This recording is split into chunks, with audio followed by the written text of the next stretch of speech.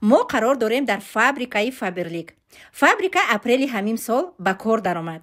ҳангоми ба завод даромадан ана ҳамин хел халату чепчикои одноразовӣ мепӯшӣ. 25 июн ҳамагитон шоҳид будем ки дар кушодашавиш ман иштирок доштам.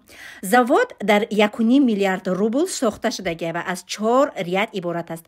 Дар завод танҳо химия барои хона, гел для стирки, гел барои дастушу, порошок, освежитель, кондитсионер ва дигар маҳсулотҳо истеҳсол карда мешавад.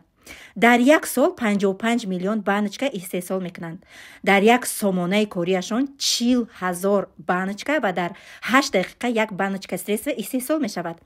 бо навтарин технология ба кор монда шудагиай.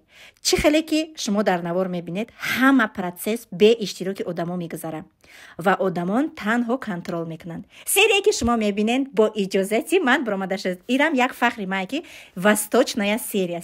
боиси фахр аст ки як зани тоҷик метавонад ки дар чунин ҷамъиятҳои калон иштирок кунад ва ҳангоме ки маҳсулотҳои нав мебуроранд аз ҳамин ма бо иҷозат мепурсанд.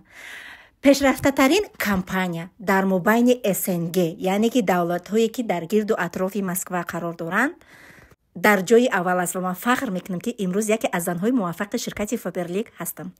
ва худоро шукр ки баъд аз ана ҳамин бизнесе ки ман даромадам, зиндагии худро 180 градус иваз кардам.